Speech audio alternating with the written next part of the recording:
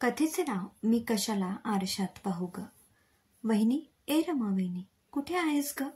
नेहा आज नाचतच घरात आली होती. साऱ्या घरभरती तिच्या रमा वहिनीला शोधत होती.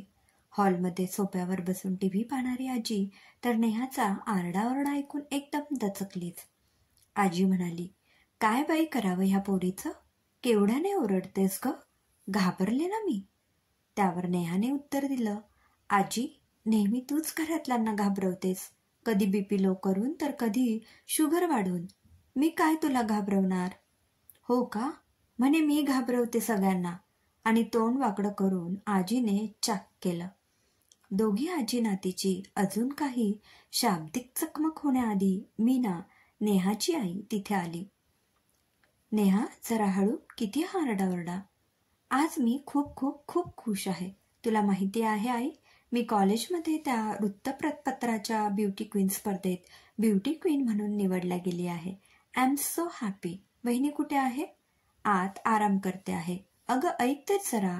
पण मीना काय सांगते आहे तिकडे नेहाचं लक्षच नव्हतं. नेहा सरळ रमाच्या खोलीत गेली. रमा पुस्तक वाचत होती. नेहाने दोन्ही हाताने रमाचे हात हातात घेतले आणि रमासह 2 गिरक्या घेतल्या. रमाला गच्च मिठी मारून नेहा उत्साहात बडबड करत होती. वहिनी, थँक्यू सो मच. तुला माहिती आहे, मी कॉलेजमधल्या त्या वृत्तपत्राच्या ब्युटी क्वीन स्पर्धेत ब्युटी क्वीन म्हणून सिलेक्ट झाले. And credit goes to you. नेहाने रमाला आणखी एकदा आपल्या हाताने गोल फिरवलं. अगं जरा हळू, आता 2 जीवांची आहे ती, मीना म्हणाली. म्हणजे तू आता आत्या होणार आहेस? अय्या हो, खरंच? अगदी खरं. रमा मात्र लाजून चूर झाली होती. वहिनी, I love you and thanks परत एकदा. आणि हो, आता दगदग करायची नाही. दादाच्या शब्दावर नाचायचं नाही. मस्त आराम करायचा. यावर मीना म्हणाली, हो का? मग घरातली काम कोण करणार? तू? नेहाला आत्ता कुठे कळलं की तिने काय म्हटलं. नेहा स्वतःला सावरत, जरा घाबरत, अगं तसे नाही, म्हणजे ते टीव्ही सिनेमात दाखवतात ना, जड उचलायचं नाही, वाकायचं नाही, म्हणून म्हणाले. अच्छा, वहिनीची काळजी घ्यायची, वहिनीला मस्त आनंदात ठेवायचं, हेही दाखवतात हो टीव्हीवर. हो नक्कीच. यू आर माय फेवरेट वहिनी. एक सांगू वहिनी, तू सांगितल्याप्रमाणे मी मसालेदार चमचमीत पदार्थ टाळले, रात्रीची जागरणं बंद केली, उगाच रासायनिक क्रीम, लोशनचा बडीमार माझ्या चेहऱ्यावर केला नाही, चहा कॉफी घेण्याचे प्रमाण नियंत्रणात ठेवलं आणि छान स्वच्छ सकस सात्विक आहार घेतला, म्हणून माझा चेहरा आणि त्वचा अशी छान तुकतुकीत आणि सुंदर झाली. वहिनी, you are great and once again I love you so much. Neha तिच्या नादात स्वतःच्या खोलीत निघून गेली आणि रमा तिच्या भूतकाळात रमली. आई, मला आता ते सहन होत नाही. मी काय एखाद्या खेळण्यातली बाहुली किंवा मूक जनावर आहे का, की कोणीही यावं आणि माझ्या भावनांचा चेंदामेंदा करावा? माझा रंग सावळा आहे, यात माझा काय दोष? सावळ्या मुलींना भावना नसतातच का ग? त्यांच्या मनाचा कोणी का विचार करीत नाही? यावर आई रमाला म्हणाली, रमा, नको इतका मनाला लावून घेऊस. चल जेवून घे बरं. कोणीही यावं आणि सावळ्या रंगावर काहीतरी खालच्या दर्जाचे बोलून जावं, नाहीतर एखादा घाणेरडा विनोद करावा. इतका वाईट असतो का ग काळा सावळा रंग? गोरा रंग म्हणजेच सौंदर्य का? नको इतका जीवाला घोर लावून घेऊ. चल बरं, आधी 2 घास खाऊन घे. रमा म्हणाली, मला भूक नाहीये. आईने विचारले, का नाहीये भूक? चल, असं जेवणावर राग काढू नये. आई, कंटाळली आहे मी या सगळ्याला. स्वतःचं असं प्रदर्शन अजून किती वर्ष मी लोकांसमोर मांडायचं आणि प्रत्येक वेळी ठरलेला नकार किती वेळा ऐकायचा मी? नाही सहन होत ग आता. आज सकाळी मुलाकडच्यांचा फोन आला होता आणि नेहमीप्रमाणे त्यांनी नकार कळवला. मी सगळं ऐकलं आहे. रमा, शांत हो. असं वैतागून काही होणार नाही. अगं, हिऱ्याची पारख फक्त जोहरीच करू शकतो. सर्वसामान्यांना ती दृष्टीच नसते. चल, डोळे पुस आणि 4 घास खाऊन घे. आईने रमाची कशीबशी समजूत काढली आणि प्रेमाने तिला जीव घातलं. तर ही गोष्ट आहे रमाची, एका काळ्या सावळ्या मुलीची, जिच्या अंगी चांगले गुण तर होते, पण तिचा रंग मात्र सावळा होता आणि स्वभाव अबोल. वारंवार रंगावरून हिणवल्याने तिचा आत्मविश्वास पण कमी झाला आणि रमा अधिकच शांत झाली. दोनच सारख्या 5-7 हजार उमरे असणाऱ्या गावात राहणाऱ्या रमाने तालुक्याला जाऊन BA केलं. सोबतच मेहंदी, रांगोळी, शिवणकाम, ब्युटी पार्लर असे लहान मोठे अनेक कोर्सेसही केले. पण तरीही तिचे लग्न काही जमत नव्हते. गावातल्या गजानन महाराज पालखी सोहळ्यात महाराजांच्या दिंडीसमोर रमा अतिशय सुबक आणि सुंदर रांगोळ्या काढी. तेही अगदी काही मिनिटात की पाहणाऱ्याचे भान हरपावे. पण तरीही तिच्या सुंदर रंगीत रांगोळ्यांच्या रेषा तिच्या लग्नाची रेख नाही बदलू शकल्या. त्यानंतर काही दिवसातच तालुक्याच्या गावी पतसंस्थेत कनिष्ठ लिपिक म्हणून काम करणाऱ्या मुलाने रमाला पसंती दिली आणि रमाचे लग्न ठरलं. रमालाही भावी जीवनाची ओढ लागली होती. वैवाहिक जीवनाची अनेक गोड स्वप्न तिने भावी जोडीदारासह रंगवली होती. रोज रात्री मोबाईलवर तासभर बोलत म्हणजे लग्नाळूंच्या जगातला अलिखित नियमच. याद्या झाल्या. नवरी नवरदेवाच्या लग्नाची खरेदी, कपडे, अंधन, मुहूर्त, देवीचा गोंधळ, कुळाचार झाला. रमाच्या मेहंदी भरल्या हातावर हिरवा चोडा शोभून दिसत होता. हळदीचा दिवस उगवला, पण नवऱ्या मुलाकडून रमाकरता हळद आलीच नाही. मुहूर्त चुकू नये म्हणून मध्यस्थांनी मध्यस्थी केली म्हणून हळद तर आली, पण नवरा मुलगा ऐनवेळी गोफ, अंगठी आणि हिरो होंडासाठी अडून बसला. रमाचे वडील सदाभाऊ अल्पभूधारक शेतकरी. मागची सलग 2 वर्ष सतत ओल्या दुष्काळानं आणि अतिपावसानं त्यांची शेती जमीन खरडल्या गेली होती. पीक विम्याचे पैसेही मिळाले नव्हते. त्यातच नवऱ्या मुलाच्या या अवास्तव मागण्या ऐकून अति ताण आल्याने त्यांना अर्धांगवायूचा झटका आला आणि ते जागीच कोसळले. लग्नघरी गोंधळ उडाला, पण रमाची आत्या मीना मात्र ऐनवेळी धावून आली आणि तिने बाजू सावरून घेतली. रमाच्या आत्याने नीरजला तिच्या मुलाला गाडी काढायला लावली आणि भावाला लगेच दवाखान्यात नेलं. वेळीच उपचार झाल्याने रमाच्या वडिलांचा जीव वाचला, पण आता त्यांना रमाची काळजी लागली होती. सदाभाऊ म्हणाले, अक्का, तू माझा जीव वाचवला, पण आता ही काकण बांधलेली, हळद लागलेली माझी लेक कोण पत्रात घेणार? कोणता चांगला मुलगा तिला स्वतःचं नाव देणार? मीनाताईंनी नीरजकडे पाहिलं. नीरजने हो नाही असं काही उत्तर दिलं नाही. मीनाताईंना नीरजच्या गप्प राहण्यातच त्याचा होकार वाटला आणि अगदी अनपेक्षितरित्या रमा नीरजचं लग्न साधेपणाने पार पडलं. रमा नव्या घरी, नव्या लोकांमध्ये, नव्या नात्यांमध्ये जमेल तसं जमून घ्यायचा प्रयत्न करत होती. पण पहिल्याच रात्री नीरजने रमाला अगदी स्पष्टपणे सांगितलं की तो या नव्या नात्याकरिता मनाने तयार नाही. रमाला स्वीकारायला त्याला थोडा वेळ लागेल. नीरज रमाला म्हणाला, रमा, आज आपल्या नवीन आयुष्याची, सहजीवनाची ही पहिली रात्र, पण या नात्यासाठी मी अजून मनाने तयार नाही. लग्नाचा हा प्रसंगच इतक्या अनपेक्षितपणे घडला की तुला आणि मला विचार करायला फारसा वेळच मिळाला नाही. नवीन आयुष्य सुरू करताना आपण एकमेकांना आधी समजून घेऊया. पुरेसा वेळ एकमेकांना देऊया. उगीच अतिघाई काही कामाची नाही. दिवसभराच्या दगदगीने मी फार थकलो आहे. तूही थकली असशील. आराम कर. आता रमा बिचारी काय बोलणार? तिने फक्त होकार भरला. रमासाठी पण हे नवीन नातं स्वीकारणं जरा अवघडच होतं. खरं तर भावी जीवनसाथी म्हणून ज्याची तिने स्वप्न बघितली त्यानेच ऐनवेळी दगा दिला आणि नीरज त्यावेळी त्या क्षणी रमासाठी देवदूत ठरला. कदाचित म्हणूनच तिलाही या नवीन नात्यासाठी थोडा वेळ हवाच होता. दुसऱ्या दिवशीपासून रमाचं एक नवीन आयुष्य सुरू झालं. लहानशा गावातून एका मोठ्या शहरात ती आली होती. सासरच्या चालीरीतीनुसार स्वतःच्या दैनंदिन जीवनात बदल करण्याचा प्रयत्न करत होती. पण तिचे राहणीमान, बोलण्याचा लहेजा, भाषेतून मध्येच टोकावणारे गावठी शब्द, त्यामुळे तिचा आणि नीरजचा जास्त संवाद होत नव्हता. नीरज आणि तिचे नाते अजूनही फुलत नव्हते. मीनाताई आणि माधवराव, नीरजचे वडील, मात्र रमाला समजून घेत होते. पण नेहा, आजी आणि नीरज मात्र रमाशी फटकूनच वागायचे. आजी आणि नेहा रमाला टोमणा मारायचा एकही संधी सोडायच्या नाही. पण मीनाताई मात्र सर्व सांभाळून घेत. किती वेळ आहे अजून? स्वयंपाक झाला नाही का? मला आज लवकर जायचंय ऑफिसमध्ये, नीरजने विचारले. रमा, नीरज आलाय ग, ताट वाढ त्याचं, मीना रमाला म्हणाली. हा, वाढतो लागलीच, रमाने उत्तर दिले. रमाच्या या उत्तरावर नेहा आणि आजी फिदी फिदी हसायला लागल्या. ही असली डाळ भाजी? या भाजीला कोणी भाजी म्हणेल का? पाणी भाजी आहे ही. डाळ एकीकडे, पालक दुसरीकडे. एक तरी काम नीट करता येतं का हिला? कधी चटणी नुसती तिखट जाळ, तर कधी ताकात पाणीच पाणी. नीरज जेवणाच्या ताटावर बसून रमावर आज खूपच चिडला होता. त्यात आजीने भर घातली. नाहीतर काय, काय पाहून हिला सून करून घेतली मीनाने काय माहीत. लग्न जुळवताना मीनाची वहिनी मारे सांगत होती, आमची रमा घरकाम करण्यात अगदी हुशार आहे हो. स्वयंपाक तर छानच बनवते ती. हा, असला स्वयंपाक? हो ना, रोज काय तर पालेभाजी, कधी मेथी, कधी चवळीची पालेभाजी, पालक, चाकवत, आंबट चुका, शेपू, अंबाडी, लाल माठ. जणू सृष्टीकर्त्या ब्रह्मदेवाने सगळ्या पालेभाज्या केवळ रमा वहिनीसाठी भूतलावर निर्माण केल्या आहेत, नेहा म्हणाली.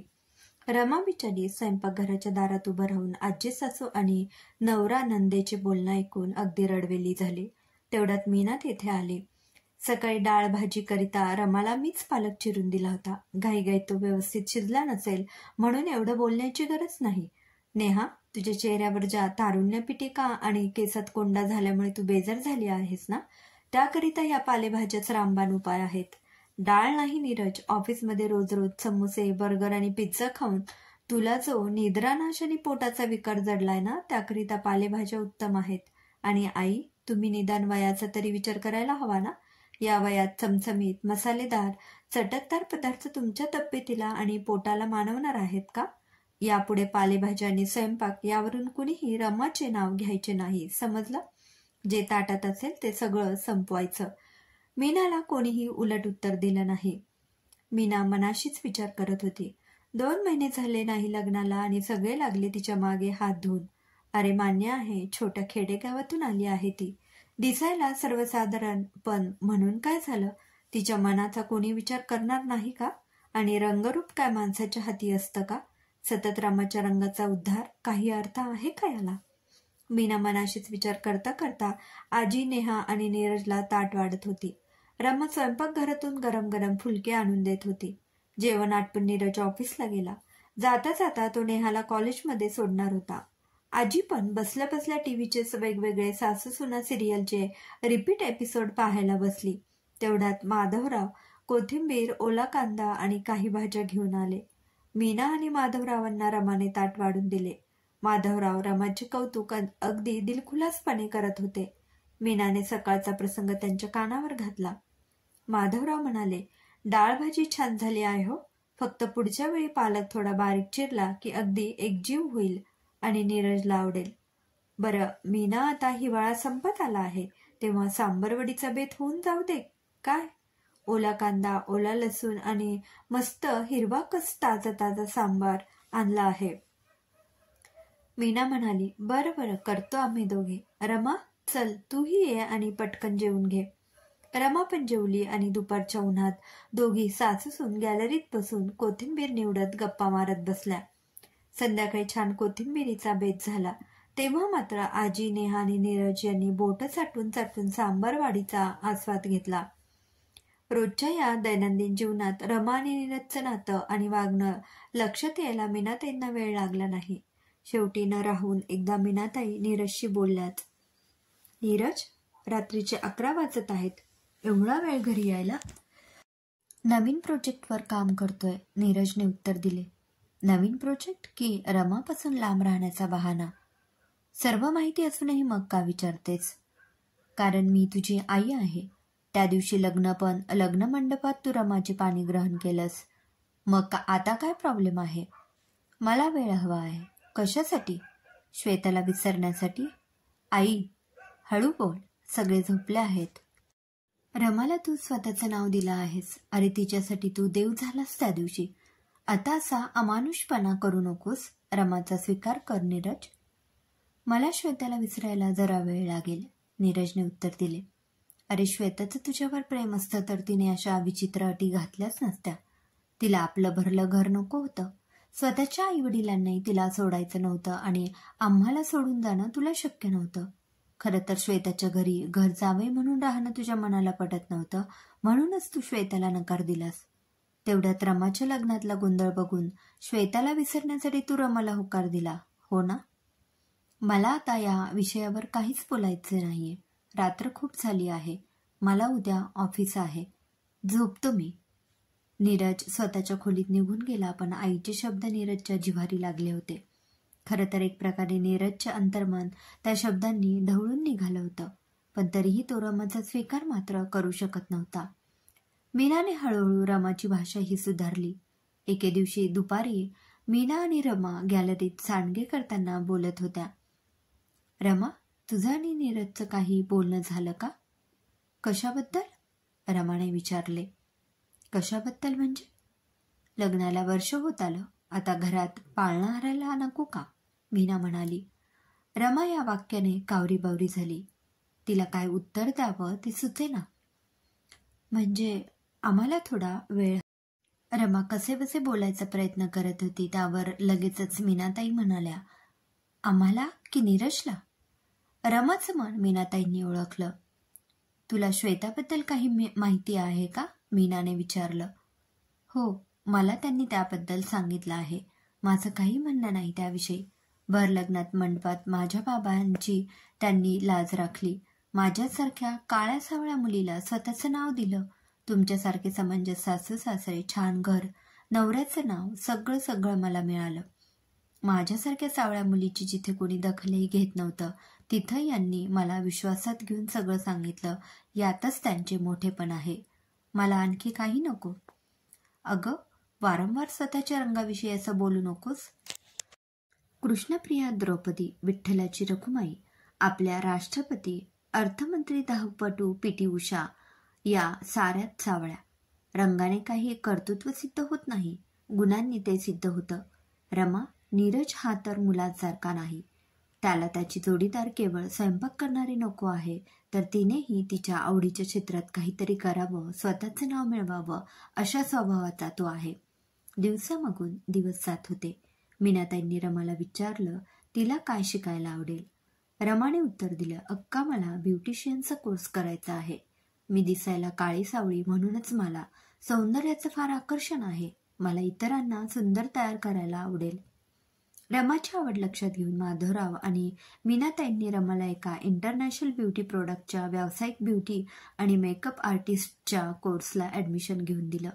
रमा मन लावून सौंदर्याचे धडे गिरवत होती. त्या कोर्समध्ये सौंदर्यासोबतच आहार-विहार यांचाही अभ्यासात समावेश होता.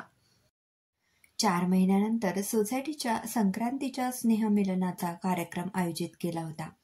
या कार्यक्रमात सोसायटीतील काही बायका भारतातील विविध प्रांतातल्या पारंपरिक वेशभूषा घालून उखाणे घेणार होत्या. पण ऐनवेळी त्यांचा मेकअप करणाऱ्या ब्युटिशियनचा अपघात झाला. रमाने सगळ्या महिलांचा छान मेकअप करून दिला आणि तो कार्यक्रम फारच उत्साहात पार पडला. सोसायटीतल्या सगळ्यांनी रमाची तोंड भरून स्तुती केली. त्यावेळी नीरज रमाकडे कौतुक भरल्या आणि अभिमानयुक्त नजरेने बघत होता. रमाविषयीच्या त्याच्या भावना बदलल्या. रमाचे कौतुक ऐकून नीरजही कुठेतरी सुखावला आणि त्या रात्री त्याने रमाला जवळ घेतलं. रमा, तुझ्या हातात इतकं सौंदर्य आहे हे मला माहितीच नव्हतं. सोसायटीतल्या लोकांनी तुझं कौतुक केलं. मला तुझा अभिमान वाटतो. रमा नीरजच्या वैवाहिक जीवनाला सुरुवात झाली. त्यानंतर काही दिवसातच नेहाच्या कॉलेजमध्ये एका प्रस्थापित वृत्तपत्राची सौंदर्य स्पर्धा होती. 5-6 महिने नेहा त्याकरिता तयारी करत होती. नेहाच्या नेहमीच्या ब्युटिशियनने काहीतरी घोटाळा केला आणि नेहाच्या चेहऱ्यावर चुकीचं क्रीम लावल्यामुळे डाग आणि पुरळ उठले. त्यावेळी रमाच्या सल्ल्याने नेहाने डाएट आणि सौंदर्य टिप्स अंमलात आणल्या आणि ती ब्युटी क्वीन झाली. रमाचे आता त्या शहरात एक मोठं ब्युटी सलून आहे. सौंदर्य जगतात रमा सौंदर्याचा ब्रँड आहे. समाप्त. लेखिका राखी भावसार भांडेकर.